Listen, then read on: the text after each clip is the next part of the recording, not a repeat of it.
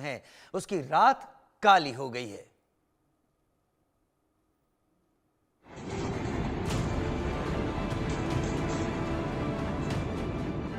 अब आतंकियों की बची खुची जमीन को भी मिट्टी में मिलाने का समय आ गया है। मैं सभी आतंक फैलाने वालों को कहना चाहता हूं कि लड़ाई का अंत नहीं है, एक मकाम है। हर व्यक्ति को चुन चुन कर जवाब भी मिलेगा, जवाब भी लिया जाएगा। साथियों, भारत की सेना ने सटीकता, सतर्कता और संवेदनशीलता के साथ कार्रवाई की। हमने जो लक्ष्य तय किए थे उन्हें ठीक समय तय योजना के अनुसार सटीकता से उन्होंने ध्वस्त किया। पाकिस्तान ने दी चुनौती, मोदी ने बंद की बोलती। आतंक का नाग कालिया घर में घुसकर कुचल दिया। भारत का ऑपरेशन सिंदूर, बलूच बोले चश्मे बदूर। पाकिस्तान की रात काली, बलूचिस्तान में दिवाली।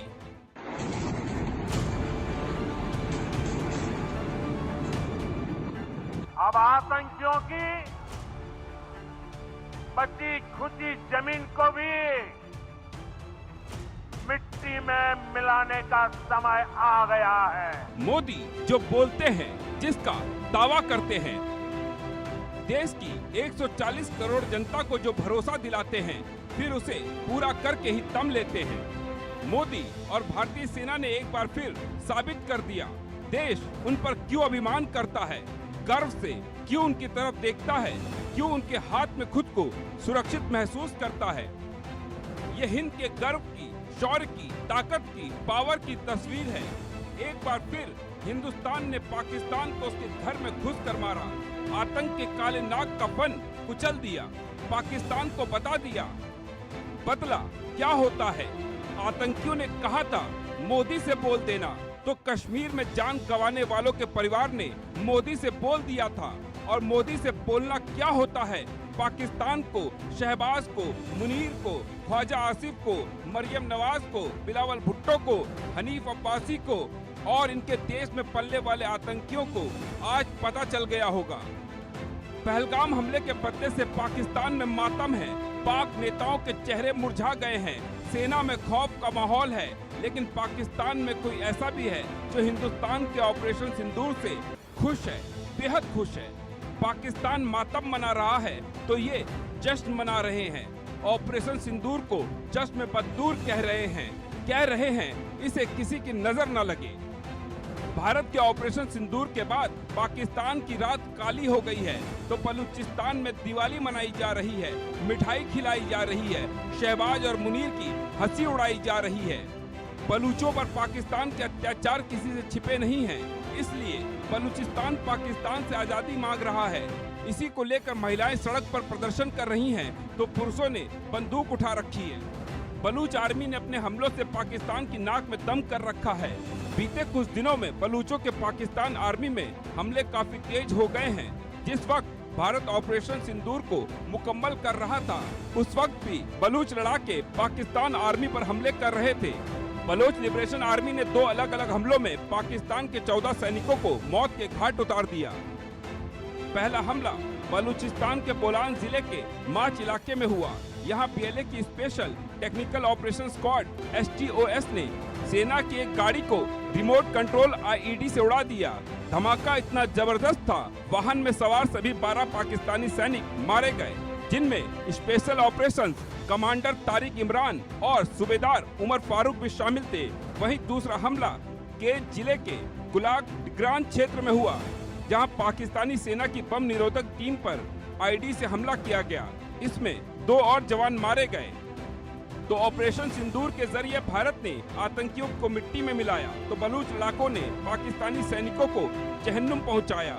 और अब बलूचिस्तान में भारत के सुपर एक्शन के बाद जश्न मन रहा है, दिवाली मनाई जा रही है। Bureau report, India news.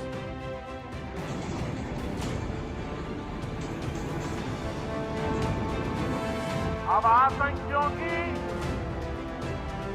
बची खुची जमीन को भी मिट्टी में मिलाने का समय आ गया है। हमारे दोनों खास मेहमान हमारे साथ लगातार जुड़े हुए हैं। आप हिमांशु भट्ट जी को इस पैकेज के पहले, इस स्टोरी के पहले सुन रहे थे। कल दिनेश नैन, पाकिस्तान भारत को कितना डेंट दे सकता है अगर ये कोशिश करता है तो, कितना आगे बढ़ सकता है। कमर जावेद बाजवा को हम जानते हैं, उन्होंने कहा था 4 दिन का भी हमारे पास टैंक में भरने के लिए फ्यूल नहीं है। अभी पाकिस्तान की हालत क्या है, हमारे दुश्मन को हमें शायद कमजोर कभी नहीं समझना चाहिए। जी देखिए राजीव, सेना में यही सिखाया जाता है हम लोगों को कि दुश्मन को कभी कमजोर ना समझे। और जहां तक पाकिस्तानी आर्मी का सवाल है, let me tell you, Pakistani army एक प्रोफेशनल आर्मी, उसको हमें अंडरएस्टिमेट नहीं रखना चाहिए।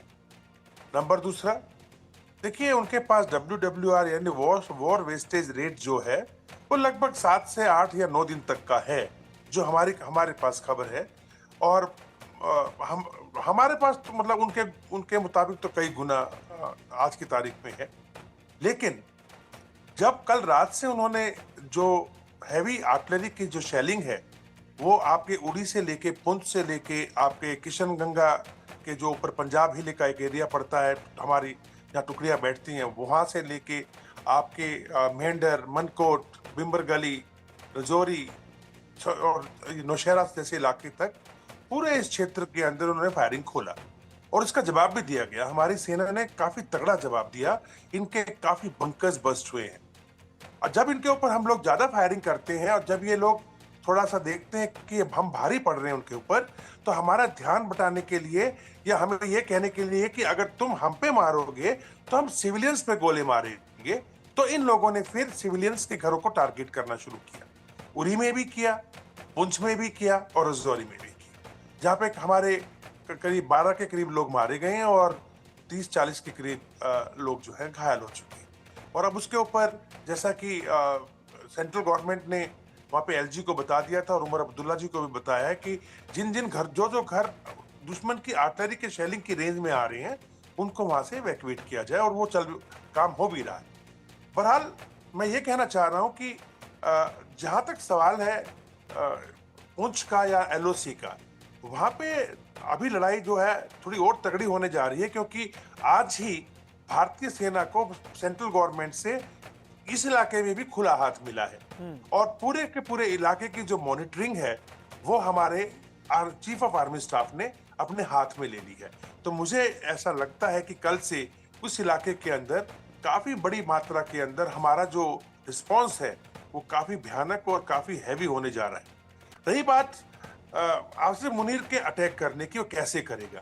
देखिए मैं आपको थोड़ा सा एक चीज बताना चाहूंगा कि आसिफ मुनीर का जो सेना है, और जैसे हमने भावलपुर के अंदर आज देखा जहाँ पे काफी ट्रैक्टरों के अंदर भी लाशों को लेके जाया जा रहा था, लेकिन एक बड़ी अचरज वाली बात वहां पे ये दिखाई दी, पहली बार पाकिस्तानी सेना को आतंकवादियों के साथ खड़े देखा, जिसमें उन कॉफिन्स को, उनके जो कॉफिन्स थे उनके ऊपर पाकिस्तान का झंडा लिपटा हुआ था और उनकी जो श्रद्धांजलि देने के लिए जहां एक और वहां पे अब्दुल राउफ जैसे जो नामी आतंकवादी हैं वो खड़े थे और नमाज अदा कर रहे थे, उनके पीछे सेना के ऑफिसर और सेना के बहुत भारी मात्रा के अंदर लोग खड़े हुए थे। यहाँ तक कि उन्होंने कंधा भी दिया इनके ताबूतों को जब वो चले, और इनके जो पाकिस्तानी सेना के जो वहाँ के इलाके के जो सबसे सीनियर ऑफिसर हैं वो अस्पताल भी गए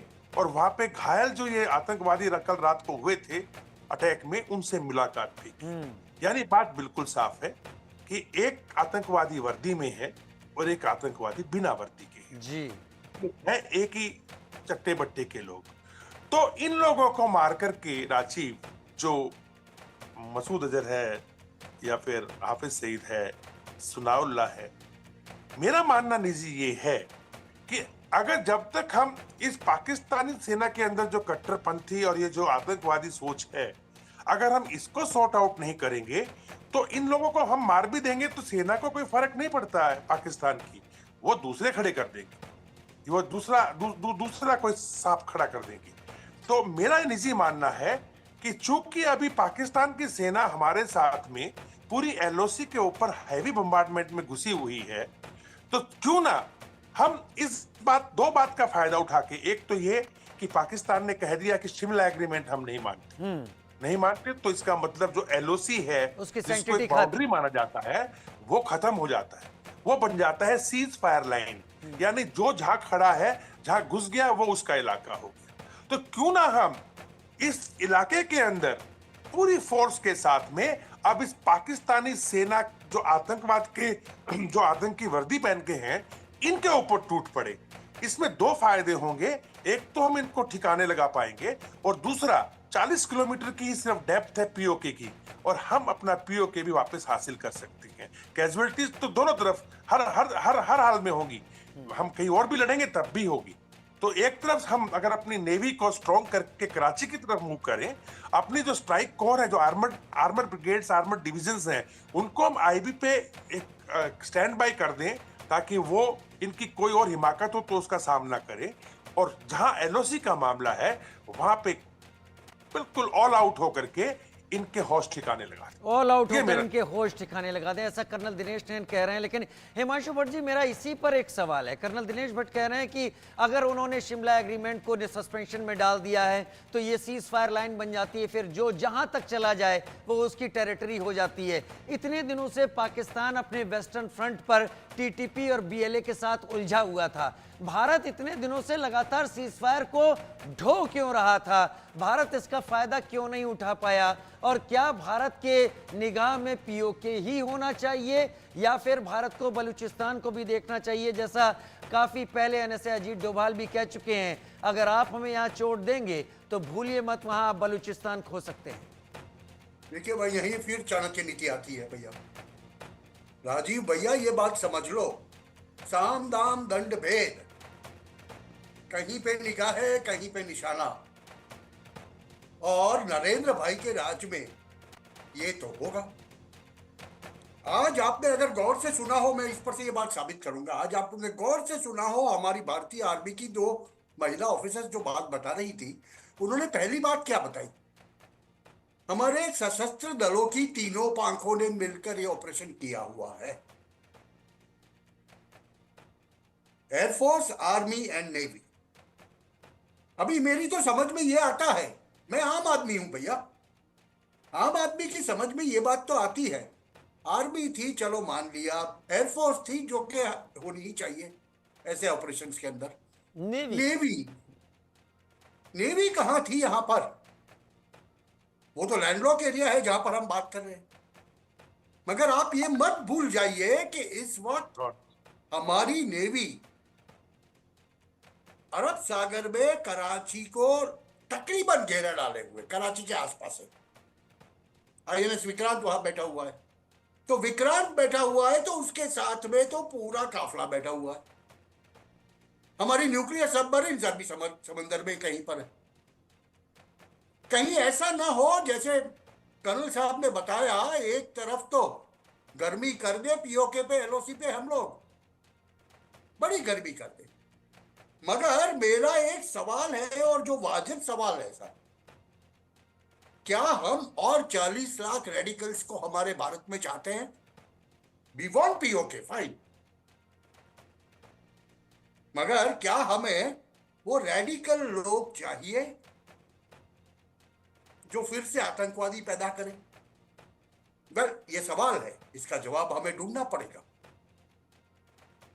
मगर कहीं ऐसा ना हो जाए कि 1971 के अंदर, जहां तक मेरी जानकारी है, क्योंकि मैं छोटा था, पढ़ रहा था उस वक्त, पत्रकारिता नहीं कर रहा था, 1971 में हमने कराची को 7 दिन के लिए जलाया था।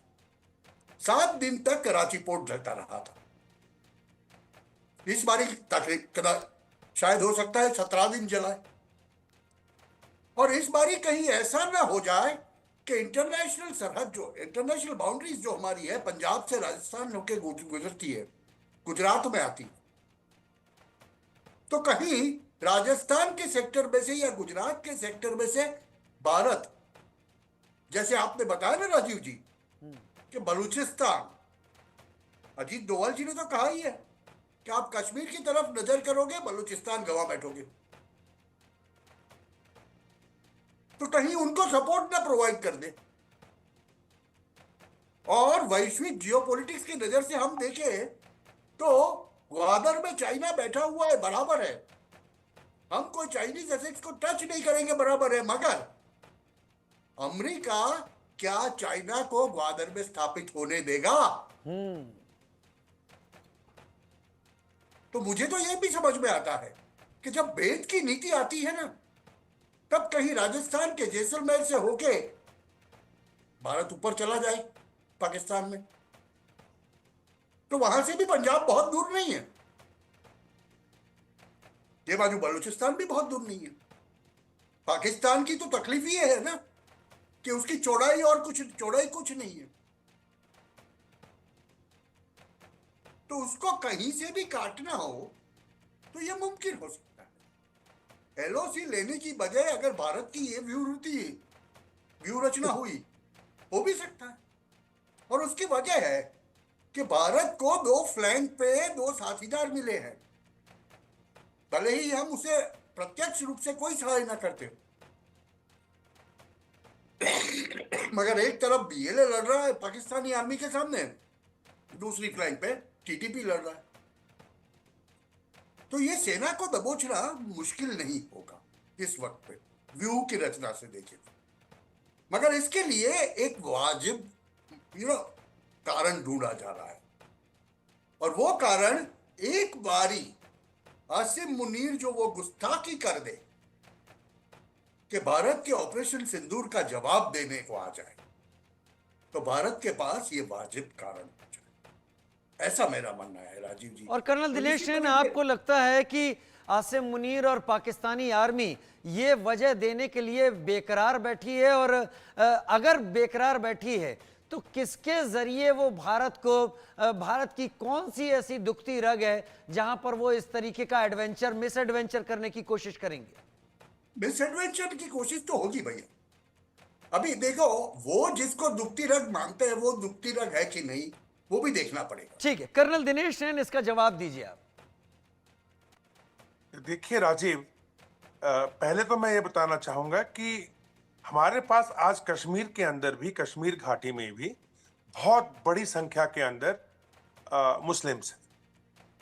और आज अगर आप जितने भी ज्ञानी लोग हैं वो इस बात को जानते हैं कि नॉर्थ और सेंट्रल कश्मीर के अंदर जो पहले आज से 10 साल पहले एक रेडिकलाइजेशन था, पाकिस्तान की तरफ झुकाव था, वो वहां पे अब पाकिस्तान की तरफ का झुकाव खत्म हो चुका है।